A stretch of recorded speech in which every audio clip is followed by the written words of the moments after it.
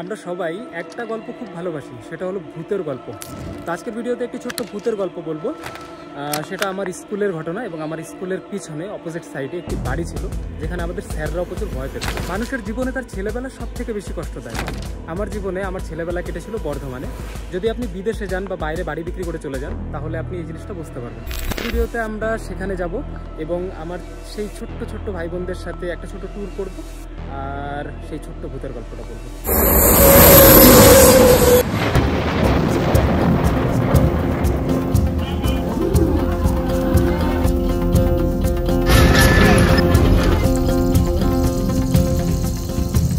আজকের ভিডিওতে আমরা যাব লাল মাটির উপর দিয়ে দুঃখের নদীর কাছে এবং শ্রেষ্ঠার মুখের থেকে শুনবো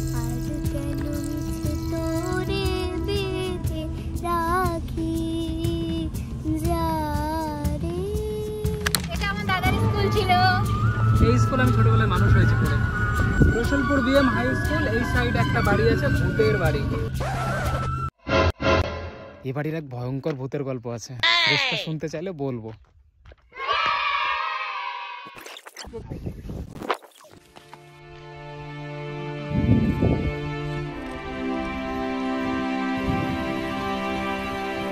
কাঠের সেতু, এগুলো শাল কাঠ দিয়ে বানানো, তারপরে এর উপরে ব্রিজের তক্তা দিয়ে।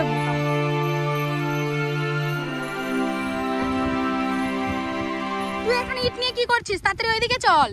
আগে যখন আমাদের ওদিকে আমরা করতাম, খেলাধুলা করতাম, এই মালগুলো দিয়ে ওই যে কোদাল এগুলো ধার দিতাম, ঝামা বলে, তখন এগুলো প্রচুর ভ্যালু ছিল আমাদের কাছে। আজকে তা কতগুলো এরকম পড়ে আছে। একটা সময় পড়ে আর কোনো কিছুর ভ্যালু থাকবে না, বুঝতে পারলি তো? বুড়ি হয়ে গেলে আর কোনো ভ্যালু থাকবে না তোর মনে। এ ভাই আসবো, ভালো লাগছে? তাহলে ওই গানটা একবার কর দেখি। হেভি সময় যখন আর কিছুতে বন্ধুর টেলিফোনে মন বসে না, জানলার গ্রিলটাতে ঠেকায় মাথা, মনে হয় বাবার মতো কেউ বলে না, আয়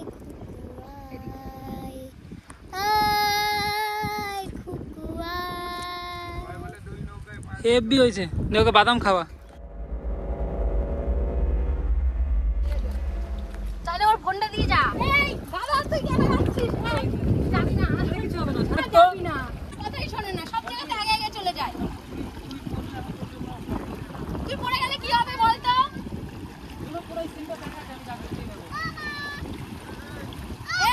এ দেখ তুই, এ পড়ে যাবি, দরকার নেই। আমি গেলাম কিভাবে? জুনু আয়, তুমি পার্স যেন ফেলিয়ে দিও না, ইম্পর্টেন্ট জিনিস আছে। ইম্পর্টেন্ট জিনিস পার্স ফেললে ও কি টাকা ভিজলে কি নষ্ট হয়ে যাবে নাকি? তোর অনেক জিনিস আছে তোর ভিতরে পুরো একদম চেন মারানো, ওর ভিতরে যায় নাকি জল? পার্স যদি না খুঁজে পাওয়া যায়, ধরবি আমার মোবাইলটা ফেলিস না কিন্তু। চালু করা আছে কি? হ্যাঁ, আমি ভিজবো না তো।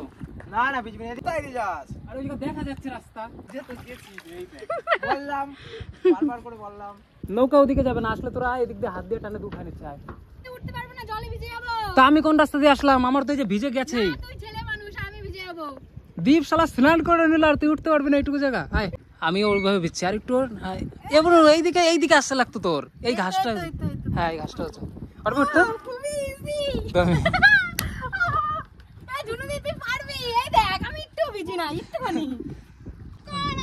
কথা বলিস না। হ্যাঁ, দিব। মানুষের যেমন দুঃখ থাকে এবং তেমন দুঃখেরও নদী থাকে, আর সেটা হলো দামোদর নদী। ঝাড়খণ্ডের ছোটনাগপুরের একটি ছোট্ট পাহাড়ি অঞ্চল থেকে সৃষ্টি এবং এটা 570 কিলোমিটার পথ অতিক্রম করে নদী চলে যায় সমুদ্রে। কি বলে পাল্লা রোড? হ্যাঁ, এই জায়গাটি পাল্লা রোড নামে পরিচিত। তো আমি আমার ভাই বোন সবাই মিলে এখানে এসেছি একটু ঘুরতে। আর চলে আসবে, আমরা নিয়ে আসবো তোমাদের ঘুরতে। আচ্ছা, দামোদর নদীকে কেন আমরা দুঃখের নদী বলি? কারণ একটা সময় এই দামোদর নদীতে এত পরিমাণে বন্যা হতো যে আশেপাশের সমস্ত মানুষের বাড়িঘর সব বন্যায় ডুবে যেত, তার জন্য। এই যে আমার একটা বোনু, আর এই হচ্ছে আমাদের সেই। আচ্ছা, দেবের গান শোনা, মানুষ দেবের গান খুব ভালোবাসে। একটা গান শোনাও, তুমি তো দেবের গান ভালোবাসো, তাহলে এমনি অন্য একটা গান শোনাও।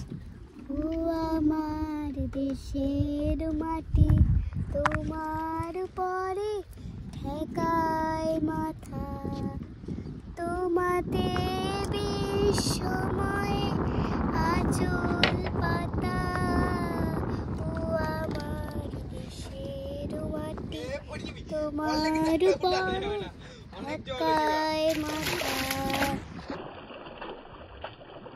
কি বালি? বালি দেখবি? ও তাহলে ঠিক আছে। তো গাইস দেখতেই পাচ্ছ আমি এখন বালি তুলতে যাব। দামোদরের নিচে সবারই প্রশ্ন থাকে কি হতে পারে, দামোদরের নিচে বালি থাকে না, নিচের বালিটা কেমন হতে পারে? নিচের বালিটা কেমন হতে পারে? হ্যাঁ, এই বালিতে ঘর তৈরি হয় বালি দিয়ে। প্রচুর ভালো বালি দামোদরের বালি, মোটা বালি, হ্যাঁ, প্রচুর মোটা বালি। পরিমাণে দাম থাকে এই বালি। সহচরি হাতে হাতে ধরি ধরি নাচিবি ঘিরে ঘিরে গাহিবি গান অন্ত বেবিনা অন্ত বেবিনা শব্দম সুরে বা তবে তালু। বাহ, ওই তোর কি খালি ছবি তোলাই ব্যস্ত? এত সুন্দর একটা গান না, আমি শুনেছি শ্রেষ্ঠা খুব সুন্দর গান করেছে, আমি বলে দিচ্ছি। ও দেখ একটা বোর্ড যাচ্ছে, তাহলে 10 টাকায় হয়ে যেত। ওই তো এতগুলো লোক 100 টাকা নিত না? না কেন, তো কত নেবে? একজনে 5 টাকা করে নিত। চেষ্টা এখানে আসো। তুমি এখন বর্তমানে কিসের উপরে আছো? নৌকার উপরে আছো। আচ্ছা, একটা নৌকা বেশি ভারী না একটা তোমার ওই সেফটি পিন বেশি ভারী? নৌকা বেশি ভারী। তাহলে এই ভারী জিনিসটা আর একটা সেফটি পিন যদি আমি জলে ফেলে দিই তাহলে কোনটা ডুববে আর কোনটা ভাসবে? সেফটি পিনটা ডুবে যাবে, নৌকাটা ভাসবে। কেন? ওটা তো অনেক ভারী আর ওটা তো অনেক হালকা, তাহলে এটা কেন হচ্ছে? মাথা খাটাও, মাথা ঘামাও। ওদের ধরলেও কিন্তু পারবে না, কিন্তু ওরা কিন্তু বই পড়েনি কেউ। ছোটবেলায় এগুলো প্রশ্ন অনেক করতো মাস্টারেরা। এই চাঁদ নন্দী, এই দিনের বেলা চাঁদ, এই দামোদরের দিনের বেলায় চাঁদ একটা আলাদাই ব্যাপার। দেখো সবাই, মানে দামোদরে এসে আমাদের চন্দ্র দর্শন হলো, তাই তো? একদম। শ্রেষ্ঠা একটু নৌকা চালিয়ে নিয়ে চলো আমাদের। ওইদিকে তো ব্রিজ আছে, তাহলে মানুষগুলো নৌকাতে করে পার হচ্ছে কেন বলতো? ব্রিজটা ভাঙা আছে, ওইটা দিয়ে হচ্ছে কি সাইকেলও নিয়ে যেতে পারবে না আর বাইকও, তার জন্য নৌকাতে করে যাওয়া আসা করছে ওরা। চলাচল করে তারা ওখান দিয়ে যায়। হ্যাঁ, ও, ওটা হেঁটে যাওয়ার জন্য। আমরা কিন্তু ওই পারে পর্যন্ত কিন্তু আমরা সাঁতার কেটে গেছি একটা সময়ে। হেভি পোজ দিয়েছে, হেভি। এখন পোলিও খাওয়াই দেবো? প্রস্তুত হচ্ছি। শারীরিকভাবে প্রস্তুত হচ্ছিস না মানসিকভাবে হচ্ছিস? মানসিকভাবে প্রস্তুত হচ্ছি। আমি কিভাবে পার হচ্ছি দেখা আমাকে। নে যা। কোথায় পারো? কষ্টটা শ্রেষ্ঠা আসলো কিভাবে? আমি তখন দেখি নাই। এবার আমার করে নিবি ভাই। এই জায়গাটা এই জায়গাটা এই জায়গাটা। এ বাবা, জুনুদি ভিজে আছে। আমি কিন্তু লাফ মেরে যাবো, সর। না না, ফোন গাড়ির চাবি করলে যাবা না। তো দেখা যাক লাভটা কি সাকসেসফুলি হয়। একবার দাঁড়িয়ে পড়েছে। তোরা উঠলি কিভাবে? বালি লাগে না তোদের পায়ে? হ্যাঁ, পায়ে বালি পুরো লেগে গেছে। পায়ে তো লাগলো। এ ও কেমন মেয়ে দেখো, খালি পায়ে হাঁটতেছে চপ্পল হাতে নিয়ে। বলদ টেনে নিয়ে আয় ধরে। আচ্ছা, দামোদর নদীর এদিক ওদিকে কোনো ব্রিজ নাই যেগুলোতে গাড়ি টাড়িগুলো পার হয়ে যায়? কি ওইটা সিস্টেম? ওই জিয়ে হয়ে যায়। কোন দিক দিয়ে? ওটা হচ্ছে কি যেন বলে, জামালপুর মেন রোড ধরে যায়, পাড়াপাড় করবে। ওপার যেতে পারবে। দামোদর নদীতে এমনি জোয়ার ভাটা হয় না, কিন্তু জল বাড়ে কমে। যখন জল বেশি হয়ে যায় তখন এই রাস্তা ধুয়ে যায় এবং এই সব গাড়ি দিয়ে তখন এই রাস্তা আবার মেরামত। আচ্ছা, এর তলায় পড়লে কি হবে? পাপড় হয়ে যায়, গুঁড়ো গুঁড়ো করে দিল। পাশে শ্মশান আছে, তো চিন্তা করতে হবে না।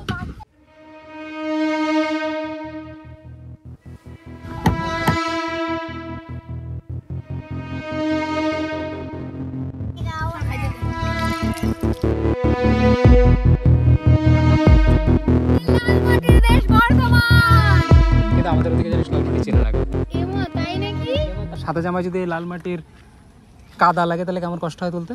অনেকটাই সার্প লাগবে। আর আচ্ছা, শ্রেষ্ঠা একটা গান শোনাবে বলেছিল আমাদের এই লাল মাটিতে। যারে উড়ে যারে পাখি ফুরালো প্রাণী মেলা শেষ হয়ে এলো বেলা আর কেন মিছে তোরে পেতে রাখি যারে। অসাধারণ। অ্যাকচুয়ালি আমাদের উত্তরবঙ্গে যদি আমি লাল মাটির কথা বলি তাহলে মানুষ চিনতে পারে না। এটা হচ্ছে এক ধরনের মোরাম মাটি, যেটা ওই শক্ত শক্ত ওই ঝামা ইটের মতো, আর এগুলোর খনি আছে, সেখান থেকে লাল মাটি খনন করা হয় আর সেখানে অনেক আছে। I love Bardhaman. এই লাল মাটির পথ দিয়ে আমরা এসেছি। হয়ে গেছে শ্রেষ্ঠা, আসো।